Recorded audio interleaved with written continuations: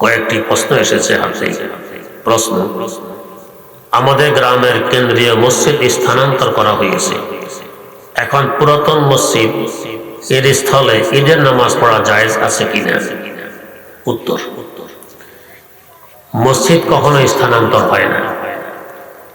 এক জায়গায় একবার মসজিদ হয়ে গেলে তাহাতা সারা থেকে নিয়ে আকাশ পর্যন্ত কিয়ামত অবধি এটা মসজিদ হিসাবে পরিগণিত থাকবে। হ্যাঁ, নতুন জায়গা যেখানে মসজিদ নির্মাণ হয়েছে এটা আরেকটি নতুন মসজিদ হয়েছে, এটাকে স্থানান্তর করা হয়নি, এটা আপন জায়গায় আছে। অতএব এটাকে মসজিদের সম্মান দিয়ে আমাকে চলতে হবে।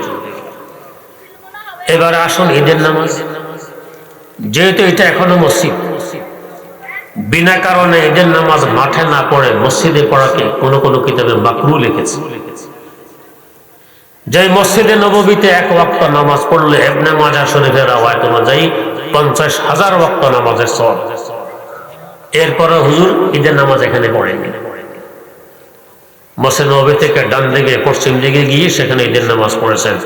মসজিদে মুসাল্লা এখনো বলা হয়, ঈদের নামাজের মাঠ ভিন্ন। তাই যেহেতু এই জায়গাটা এখনো মসজিদ, বিনা কারণে এখানে ঈদের নামাজ পড়লে এটা মাকরুহ হবে, ঈদের নামাজ মাঠে গিয়ে পড়তে হবে। প্রশ্ন: মাহফিলের জন্য টাকা কালেকশন করে সেগুলো মসজিদ, মাদ্রাসা বা অন্য কোনো কাজে লাগানো জায়েজ আছে কিনা? উত্তর: দেখতে হবে মাহফিল কার পক্ষ থেকে দেয়া হয়েছে। মসজিদের পক্ষ থেকে দেয়া হলে উদ্বৃত্ত টাকা মসজিদের, মাদ্রাসার পক্ষ থেকে দেয়া হলে উদ্বৃত্ত টাকা মাদ্রাসার। প্রশ্ন: ঈদগাহের জন্য জায়গা ওয়াকফ না করে সেখানে ঈদের নামাজ পড়া কতটুকু শরীয়ত সম্মত? উত্তর: ঈদগাহের জন্য ওয়াকফ করা শর্ত নয়, মসজিদ হওয়ার জন্য ওয়াকফ করা শর্ত। মালিক যদি অনুমতি দেয়, হ্যাঁ আমার জমিনে ঈদের নামাজ পড়তে পারো, তাহলে পড়তে পারবেন, কোনো সমস্যা হবে না। প্রশ্ন: ইমাম মুয়াজ্জিনের জন্য টাকা কালেকশন করে সেগুলো মসজিদে লাগানো জায়েজ কিনা? উত্তর: জি না, জায়েজ নেই। যার নামে কালেকশন হয়েছে পুরো টাকা তাকে দিয়ে দিতে হবে। প্রশ্ন: জমি বন্ধক রাখার বিধান কি? উত্তর: আমাদের দেশে যে নিয়মে বন্ধক রাখা হয় এটা বৈধ নয়, হারাম। এই জমিন ব্যবহার করে যে লাভবান হব এটা সুদে পরিগণিত হবে, হারাম। হ্যাঁ, এখন আমার পয়সার প্রয়োজন, কেউ আমাকে পয়সা দেয় না, এখন কি করি? যে জমি বন্ধক রাখবেন এই জমিনটি অগ্রিম ভাড়া দিয়ে দিতে পারেন। যেমন ধরুন, জমিনটি ভাড়া দিলে বছর হয়তো 1,000 টাকা ভাড়া পাওয়া যাবে, 50 বছরের জন্য ভাড়া দিয়ে দিলাম 50,000 টাকা। টাকা হাতে এসে গেছে, আমার কাজ আমি সেরে নিলাম। এরপর টাকা আমার হাতে এসে গেছে, যাকে ভাড়া দিলাম বললাম, ভাই টাকা হাতে গেছে, টাকাটা নিয়ে যান। 1 বছর পর হাতে আসলে, বছরে তো 1,000 টাকা ছিল ভাড়া, 1,000 বাদ 49,000 টাকা দিয়ে জমি নিয়ে আসলে। 2 বছর পর টাকা হাতে আসলে 48,000 টাকা দিয়ে জমি নিয়ে আসলে, তাহলে বৈধ হবে। প্রশ্ন: হুরমাতে মুসাহারার সম্পর্কে বিস্তারিত জানতে চাই। উত্তর: এটা অনেক লম্বা প্রশ্ন, লম্বা উত্তর। এই সম্পর্কে আমার লিখিত একটি কিতাব আছে, ইসলাম ও আধুনিক চিকিৎসা। এর মধ্যে বিস্তারিত আলোচনা আছে হুরমতে মুসাহারাত কি এবং কখন এটা সাব্যস্ত হয়। প্রশ্ন: ফজরের নামাজের পর ইমাম সাহেবের বয়ান শোনা উত্তম নাকি আমল করা উত্তম? যদি কোনো মুসল্লি শব্দ ছাড়া আমল করে তাহলে ইমাম সাহেব ধমক দিয়ে বলে, বড় পীর হয়ে গেছো, বড় বুজুর্গ হয়ে গেছো, আমার বয়ান শুনবেন, কোনো আমল করবেন না। উত্তর: যে সময় যে আমলের সময়, ওই সময় আমলটি হলো সর্বোত্তম আমল। বিভিন্ন নামাজের পর কিছু তাসবিহ, তাহলিল ইত্যাদি আমল আছে হাদিস দ্বারা প্রমাণিত, এই সময় এগুলো করব, এরপর আমি বয়ান করতে পারি সংক্ষেপে, অথবা আমলের আগে সংক্ষেপ বয়ান করে পরে আমলের সময় দিতে পারি। আমলের সময় মোটো দিব না, পুরো সময় বয়ানই করব, এটা ঠিক হবে না। বুঝার জন্য বলছে, আলহামদুলিল্লাহ আমার ঘরে গিয়ে দেখবেন অন্তত 50 লক্ষ টাকার কিতাব আছে আমার নিজের সঙ্গে, এরপরও তো হয় না, অমুক কিতাবের দরকার নাই, অমুক কিতাবের দরকার নেই। এই মুসনাদে আহমদ বিন হাম্বলে একটি হাদিস উল্লেখ আছে। হাদিসটি হলো একদিন রাসূল আকরাম সাল্লাল্লাহু আলাইহি ওয়াসাল্লাম হযরত জিবরাইল আমিন আলাইহিস সালামকে বললেন, আপনি তো মানুষের আকার আকৃতি নিয়ে আমার কাছে ওহী পৌঁছাইতে আসেন, আসলে আপনি কত বড় আসল আকারে একটু দেখতে চাই। তাহলে আপনি পূর্ব আকাশের দিকে তাকিয়ে থাকুন, আমি আসল আকারে দেখা দেওয়ার চেষ্টা করছি। এ বলে তিনি দরবারে নবুয়ত থেকে বিদায় নিলেন। রাসূলুল্লাহ সাল্লাল্লাহু আলাইহি ওয়াসাল্লাম পূর্ব আকাশের দিকে তাকিয়ে বসে রইলেন। দেখতেছেন আকাশ থেকে কালো রঙের একটি পর্দা নিচের দিকে নামতেছে। নামতে নামতে জমিনে এসে ঠেকলো, উপরের দিক খালি হলো না।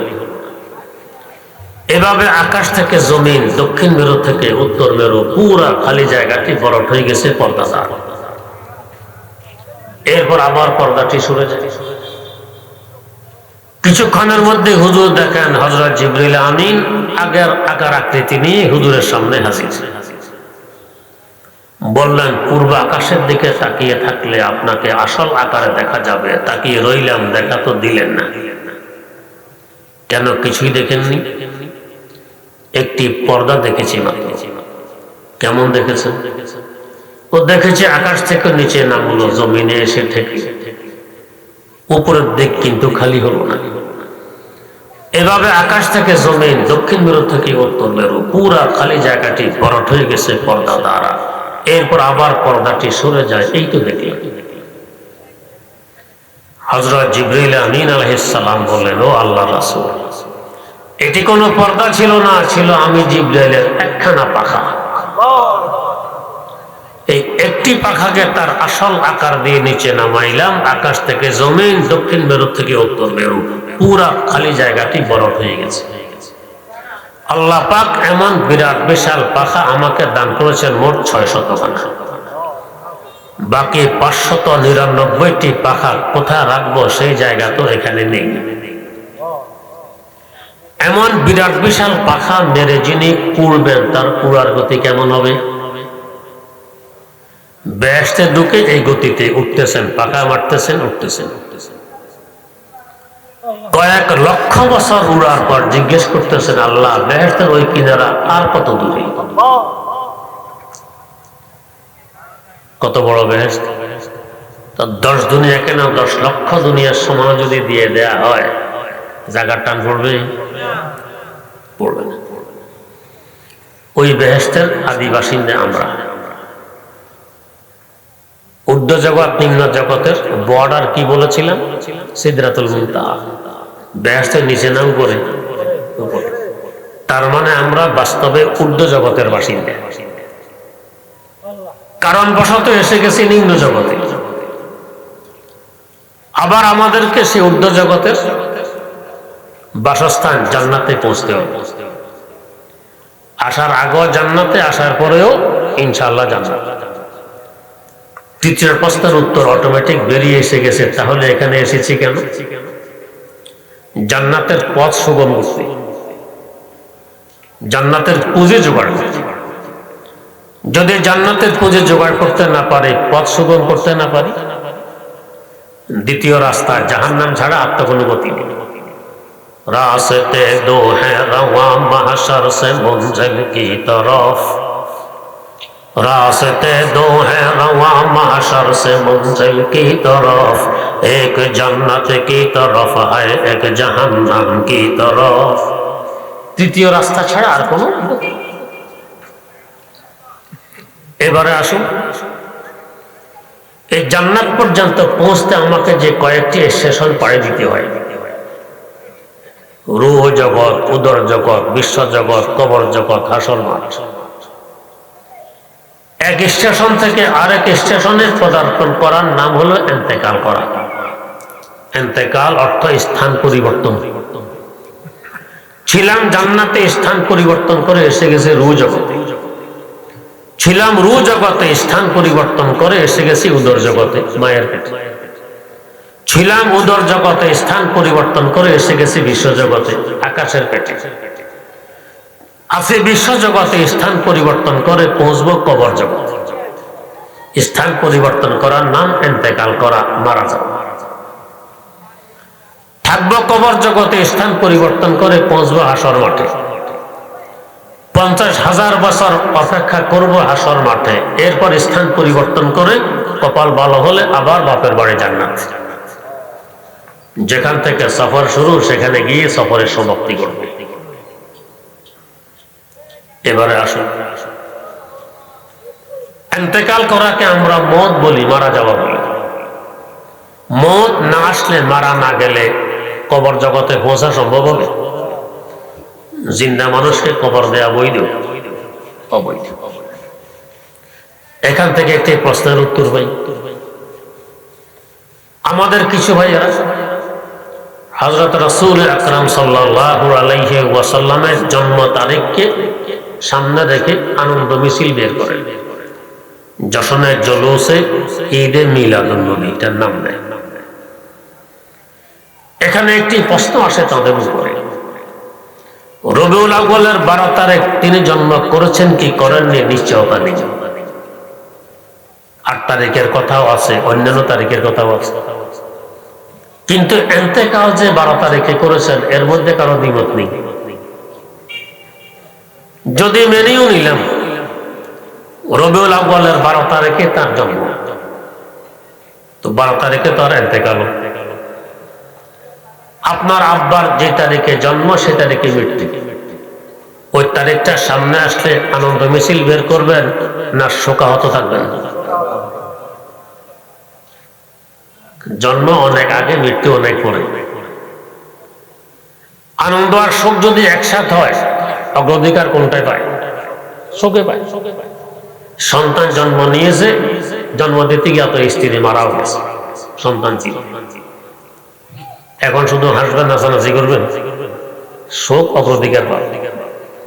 সন্তান জন্ম নিয়েছে ওই সময় আপনার আম্মা মারা গেছেন, শোক অগ্রাধিকার পাবে।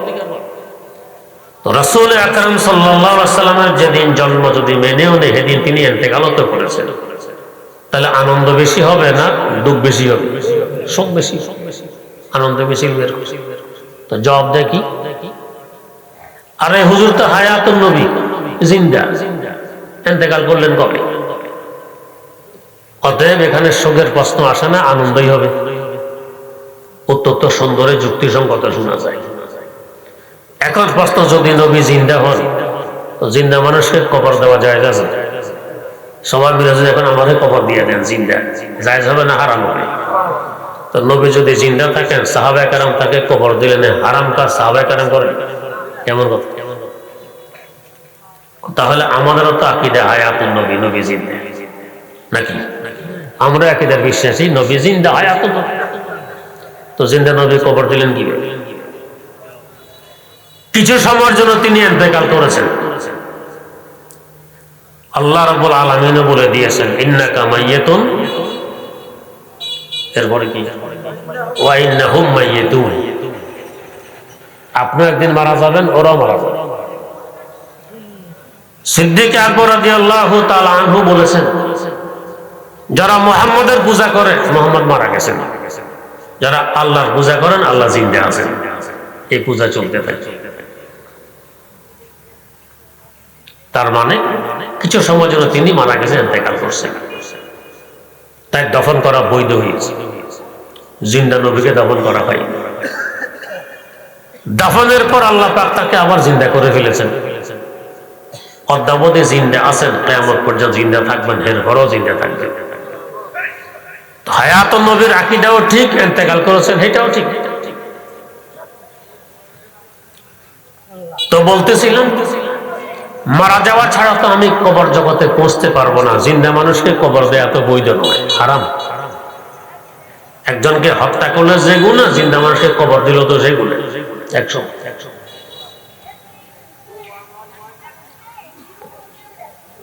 কবর জগতে যাওয়া ছাড়া হাসর মাঠে পৌঁছা সম্ভব হবে? হবে না। হাসর মাঠে যাওয়া ছাড়া জান্নাতে পৌঁছা সম্ভব হবে? হবে না। তো তাহলে আমার জান্নাতে যাওয়ার গেট তো হইল এই মউত। বাপের বাড়ি যাওয়ার গেট খোলা আনন্দের বিষয় না আতঙ্কের বিষয়? আনন্দের বিষয়। বাপের বাড়ি যাওয়ার গেট খোলা, মেয়ে বিয়ে দিয়ে দিয়েছেন 100 কিলোমিটার দূরে। মেয়ে বাপের বাড়ি আসতেছে, সামনে গেট, এখন গেট খুলতেছে। মেয়ে কানবে না আসবে? আসবে। আনন্দিত হবে না আতঙ্কিত? এই সর্বনাশ, বাপের বাড়ির গেট খুলে ফেলতেছে। আরে না খুলে আপনি ঢুকবেন কিভাবে? আমার আপনার বাপের বাড়িও তো জান্নাত, চিরশান্তি নিকেতন জান্নাত। মওত ছাড়া তো সেখানে প্রবেশ করা যাবে না। তাহলে মওত কি আতঙ্কের বিষয় না আনন্দের বিষয়? আমরা আতঙ্কিত কেন হই, আতঙ্কের বিষয় কেন মনে করি? দুই কারণ। এক কারণ হলো আমরা মওতকে মনে করি বিচ্ছেদ। কিসের বিচ্ছেদ? আপনজন থেকে বিচ্ছেদ। আমার স্ত্রী, আমার ছেলে, আমার মেয়ে, আমার নাতি, আমার নাতিন, এদেরকে ছেড়ে চলে যাচ্ছে আরেক জগতে, বিচ্ছেদ। এটা বুঝের ভুল, বাস্তবে এটা বিচ্ছেদ নয়, বরং মওত হলো মিলন। কিভাবে? যাদেরকে ছেড়ে কবরে চলে গেলাম, এদের সংখ্যা কত হবে? আপনজন, স্ত্রী, ছেলে, মেয়ে, নাতি, বোন, বাগিনা, 20 জন, 30 জন, 50 জনের ধরে। কিন্তু কবর জগতে গেলে মিলিত হবো কয়জনের সাথে? আমার আব্বা, আম্মা, দাদা, দাদি, নানা, নানি, চাচা, চাচি, জেঠা, জেঠি, এইভাবে আদম আলাইহিস সালাম পর্যন্ত কয়েক কোটি হবে না? তো 50 জন ছেড়ে কয়েক কোটির সাথে আমি মিলতে যাচ্ছি। এটা আতঙ্ক না আনন্দ? আনন্দ। पुसती ये आलम में मिलने को जुदा होते हैं हम, पुसती ये आलम में मिलने को जुदा होते हैं हम, आरज़ी फरकत को दायम जान कर रोते हैं हम, आरज़ी फरकत को दायम जान कर रोते हैं हम। জমিনের উপরে আছি 50 জন আপনজনের সাথে, নিচে যাচ্ছি 50 কোটি আপনজনের সাথে। নূরুস সুদূর ফি আহওয়ালিল কুবুর একটি কিতাব আছে, ইমাম সৈয়দী রাহিমাহুল্লাহু তাআলা লিখেছেন। এই কিতাবে আছে যখন কাউকে দাফন করা হয়, আশপাশ থেকে আগে যাদেরকে দাফন করা হয়েছিল তারা এসে ভিড় করে, হুজুম করে, মুসাফা করে, খোঁজ খবর জিজ্ঞেস করে, অমুক কেমন, তমুক কেমন, আরে অমুক তো মারা গেছে, সাক্ষাৎ যে হইল না। ঈমান নিয়ে যদি যেতে না পারে তো সাক্ষাৎ হবে না। তার মানে আহা, ঈমান নিয়ে তো আসতে পারেনি, তাই তো সাক্ষাৎ হয়নি। আমেরিকা থেকে দেশে আসছেন, এয়ারপোর্টে গেছে আপনার স্বজনেরা, এদের সাথে সাক্ষাৎ হয়, কানবেন না হাসবেন? হাসবেন না? আতঙ্কিত হবে না আনন্দিত? আনন্দিত, আপনজনের কাছে আসছে। তো কবর জগতে গেলাম, আপনজনের সাথে সাক্ষাৎ, আনন্দিত না হবে? যাদেরকে ছেড়ে গেলাম, এখানে তো বিচ্ছেদ ঘটল, এটাও বিচ্ছেদ নয়। কেন? মওতের সংবাদ শুনলে আমরা কি করি? ইন্না লিল্লাহি ওয়া ইন্না ইলাইহি রাজিউন। আমরা সকলে আল্লাহর, তুমি আল্লাহর, আমিও আল্লাহর। তুমি আজকে গেছো আল্লাহর কাছে, কালকে আমি আসতেছি। ওয়া ইন্না ইলাইহি রাজিউন, কালকে আমিও আসতেছি। চিটাগাং চাকরি করেন, যা কিছু পয়সা করে কামান, খোঁজ করা এসে বিলাসবহুল বাড়ি নির্মাণ করে, বাড়িও নির্মাণ শেষ, চাকরিরও বয়স শেষ। আগে ভাড়া বাড়িতে থাকতেন পরিবার পরিজন। ওদেরকে বললেন পানি আর বিদ্যুৎ সংযোগটা বাকি আছে, আমি আজকে গিয়ে একটু সংযোগটা দেই, তোমরা কালকে আসবে।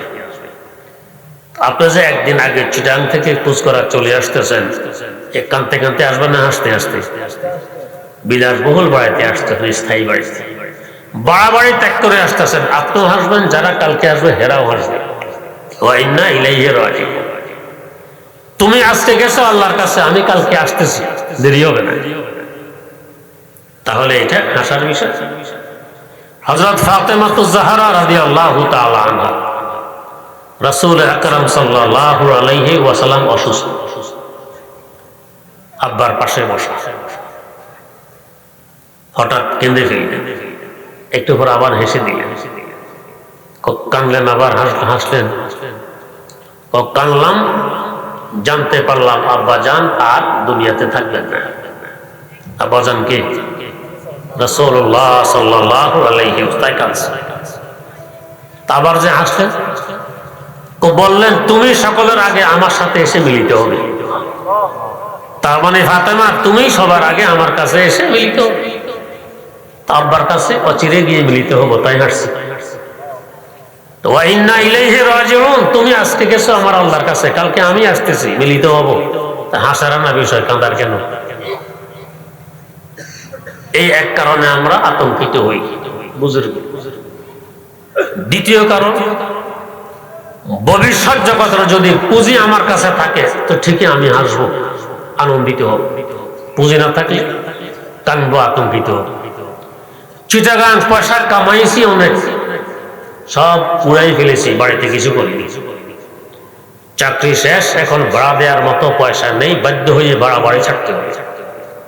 বাড়িতে এসে থাকবো, এখানেও কিছু করিনি। এখন হাসবেন না কানবেন? এখন কানবেন। আমিও যদি আমার ভবিষ্যৎ জীবনের জন্য পুঁজি জোগাড় না করি, সময়টা উড়াইয়ে দিই, কিছু সময় মোবাইলের পিছনে, কিছু সময় টিভির পিছনে, কিছু সময় সিনেমা হল, তো ঠিকই মতের সময় কান্না ছাড়া তো আর কোনো গতি নেই, আতঙ্কের বিষয় হবে। আর তার বিপরীত ঘটলে, ঈমান নিয়ে যদি যেতে পারি তো ঠিকই হাসতে হাসতে যাবো, এটা আমার আনন্দের বিষয়। নিশানে মর্দে মোমেন বাত গোয়াম চমর গায়া তাবাসসুম বার লবে উস। মোমেন বান্দার নিদর্শন, আলামত, চিহ্ন, মৃত্যুকালে সে মুস্কি আসবে। কেন? তার ভবিষ্যৎ উজ্জ্বল, পুঁজি সাথে আছে, হাসতে হাসতে যাবে। হযরত হাফেজ শিরাজি রাহিমাহুল্লাহ আজ থেকে প্রায় 700 বছর আগের বড় একজন আল্লাহওয়ালা বুজুর্গ, চেহারায় চিন্তার ছাপ, হাসি খুশি করেন না। একদিন জিজ্ঞেস করা হলো, জনাব আপনার পেটে কোনো ব্যথা আছে? কেন এই প্রশ্ন? সবসময় দেখি চিন্তিত, হাসি খুশি করতে দেখি না, মনে হয় ব্যথা আছে। জবাব দিলেন, হ্যাঁ ব্যথা আছে, তবে পেটে নয়। তো কোথায়? তো ব্যথা অন্তরে। কিসের ব্যথা? বোঝো না, অন্তরঙ্গ বন্ধু, বন্ধুকে রেখে যদি সফরে চলে যায়, হাসি খুশি করা না, সে সবসময় চিন্তায় মগ্ন থাকে, কবে আবার বন্ধুর সাক্ষাৎ পাবে। আমিও তো আমার আসল বন্ধু আল্লাহ রাব্বুল আলামিন থেকে অনেক দূরে সরে আছি, হায়াতের বাধার কারণে সাক্ষাৎ পাই না। অপেক্ষায় আছি বাধা কবে সরবে। যেদিন বাধা সরবে ওদিন হবে আমার আনন্দের দিন। ওনার ভাষায় বলতেছেন, খরমা রোজে কে জি মঞ্জেলে ভয়রা বেরাবাম, খরমা রোজে কে জি মঞ্জেলে ভয়রা বেরাবাম, রাহাতে যা তলবাম ওয়াজ পায়ে জানা বেরাবাম, রাহাতে যা তলবাম ওয়াজ পায়ে জানা বেরাবাম, নজর কর দম কে গরায়দ বসরে ঈদ মে রোজে, তাদর মায়কা দশা দান গজল খাবে রাওয়াম, তাদর মায়কা দশা দান গজল খাবে রাওয়াম। ও প্রশ্নকারী, যেদিন মাটির দেহ মাটিতে পড়ে থাকবে, রূহ দেহ ত্যাগ করে বন্ধুর সাথে মিলনের লক্ষ্যে উড়ে চলবে, ওই দিন হবে আমার খুশির দিন। ওই খুশির দিনের লক্ষ্যে এখন থেকে আমি গজল প্রস্তুত করে রেখেছি, মনের আনন্দে গজল গাইতে গাইতে উড়ে চলি। নজরে কর দম কে গরায়দ বসরে ঈদ মে রোজে, নজর কর দম কে গরায়দ বসরে ঈদ মে রোজে, তাদর মায়কা দশা দান গজল খাবে রাওয়াম। আমরা তো ওই দিনকে মনে করি আতঙ্কের দিন, আর উনি বলতেছেন আনন্দের দিন, ওই দিনের অপেক্ষায় আছে। শাইখুল হাদিস আল্লামা জাকারিয়া রহমতুল্লাহ আলাইহি তারিখে মাশায়েখে চিশত নামক কিতাবে লিখেছেন, হযরত খাজা মঈনুদ্দিন আজমিরি রাহিমাহুল্লাহু তাআলার দাদা পীরের পীর খাজা মওদুদ চিশতি রাহিমাহুল্লাহ, আজ থেকে প্রায় 1000 বছর আগের কথা, তিনি ইন্তেকাল করেছেন। গোসল হয়ে গেছে, কাফন হয়ে গেছে, কবর খনন হয়ে গেছে, জানাজাও হয়ে গেছে। এখন লোকেরা তার খাট কাঁধে নিবে, কবরস্থানে পৌঁছবে, 3 জন মানুষ কবরে নামবে, এরপর লাশ কবরস্থ করবে, এতটুকু সময় বাকি আছে। লেখা আছে কিতাবের, জানাজার নামাজ সালাম ফিরানো মাত্র তার মৃতদেহ উড় আরম্ভ করে দিয়েছে। কেন? হায়াতের বাধার কারণে বন্ধু সাক্ষাৎ পাইনি, বাধা সরে গেছে, সাক্ষাৎ সন্নিকটে, এরা দেরি করতেছে, দেরি তো আর সহ্য হয় না। रोजे के मनोरे या शबम जिसमें बगुजारम सरासर जा शवम जिसमें बगुजारम सरासर जा शवम। কি আনন্দ, কি উৎসব, পড়ে গিয়ে ডুববেন কবরে, সাক্ষাৎ সন্নিকট। তো মওত বাস্তবে আনন্দের বিষয়, আতঙ্কের নয়। বুঝার ভুলের কারণে আতঙ্কের বিষয় মনে করি, আর পুঁজি জোগাড় করতে না পারার কারণে আতঙ্কের বিষয় মনে করি। তাই দেখা গেছে যদি কোনো গুনাহগার বেঈমান মৃত্যু মুখে পতিত হয়, চেহারা বিগড়ে যায়, চোখ উল্টে যায়, মোড়ামুড়ি খায়, মোটা ঘাম বেরিয়ে আসে। কেন? সে দেখে তার ভবিষ্যৎটা বড় ভয়াবহ। জাহান্নামের লেলিহান আগুন যেন তাকে এখনই ঘিরে ফেলতেছে। অসংখ্য বিষাক্ত সাপ বিচ্ছু তার অপেক্ষার জন্য কিলবিল কিলবিল করছে। এই অবস্থা দেখে আতঙ্কে সে চোখ উল্টে ফেলে, চেহারা বিগড়ে ফেলে, যেতে রাজি নয়। যত নারাজ থাকুক তাকে কি এক সেকেন্ড সময় দেওয়া হবে? কারণ এখন তো সে দেখতেছে ঈমান এবং তওবা গ্রহণযোগ্য হয় যখন গায়েব থেকে ঈমান আনে, না দেখে আনে। এখন দেখতেছে ঈমানের মূল্য, এই তওবা কবুল করা হয়। তখন তার অবস্থায় বলতে থাকে, মাইনে তুঝে পর আশিক হোকর জিন্দেগি বরবাদ কি। ও আমার গাড়ি বাড়ি, ও আমার টাকা কড়ি, ও আমার জায়গা জমিন, ও আমার পরিবার পরিজন, ও আমার ক্ষমতা, তোদের পিছনে দৌড়ে আমি আমার ৮০-৯০ বছরের মূল্যবান হায়াত বুঝে বিনষ্ট করে দিলাম। মাইনে তুঝে পর আশিক হোকর জিন্দেগি বরবাদ কি। আমার অবস্থা দেখি বড় ভয়াবহ। তার গাড়ি বাড়ি, অর্থ করি, জায়গা সম্পদ থেকেও যেন জবাব চলে আসে, খুদ ফসা বান্দা মে বুলবুল ক্যা খাতা সাইয়াদ কি। ও কপাল পোড়া, আল্লাহ পাক বিবেক বুদ্ধি দিয়ে তোকে পাঠাইছিলেন এই জগতে, বিবেক খরচ করে চলনি। আপন হাতে আম্মাকে কবরে রেখে গেছ, নিজ হাতে আব্বাকে কবরস্থ করেছ, কত আত্মীয় স্বজন পাড়া প্রতিবেশীকে মাটির নিচে রেখে গেছ। তুমি শিক্ষা গ্রহণ করনি যে তোমাকেও তো একদিন এই জগতে আসতে হবে। এর পাশাপাশি আলেম ওলামাদের মাধ্যমে কোরআন সুন্নাহর আলোকে তোমাকে কম বোঝানো হয়নি। তাদেরকে চারানার মোল্লা বলে দীক্ষা দিয়েছ, দাবি করেছ তুমি বড় বুদ্ধিজীবী। খুদ ফসা বান্দা মে বুলবুল ক্যা খাতা সাইয়াদ কি। আমরা তোমার অর্থ করে গাড়ি বাড়ি, আমরা তো তোমাকে ডাকিনি। আমাদের পিছনে দৌড়ে ৮০-৯০ বছরের মূল্যবান হায়াত বিনষ্ট করে দে। স্বইচ্ছায় দৌড়ে হায়াত বিনষ্ট করেছিস, অপরাধ টিকার। খুদ ফসা বান্দা মে বুলবুল ক্যা খাতা সাইয়াদ কি। তো কারো জন্য বাস্তবে আতঙ্কের বিষয়, কারো জন্য আনন্দের বিষয়। এই মাদ্রাসা, মসজিদ, নামাজ কালাম, ওয়াজ মাহফিল, তাফসীর মাহফিল, হক্কানি পীর মুরিদি খানকা, এই জন্যই যে যাতে আল্লাহর বান্দাদের মওতটি আনন্দময় হয়। যদি মওত এখানে আনন্দময় হয়, কবরের ঘাটি সহজ, হাসর মাঠ সহজ, সবকিছু সহজ, পৌঁছারাত সহজ, মিজান সহজ। আর যদি আতঙ্কময় হয়, খোদা না করুন, ধরা কবর জগতে, ধরা হাসর মাঠে, ধরা মিজানে, ধরা পৌঁছারাতে, তখন আমার কপাল পুড়বে, আমি চির জাহান্নামী ছাড়া আমার আর কোনো গতি থাকবে। আল্লাহ রাব্বুল আলামিন আমাদেরকে সহি বুঝে আমল করে উভয় জাহানে ধন্য হওয়ার তৌফিক দান করুন।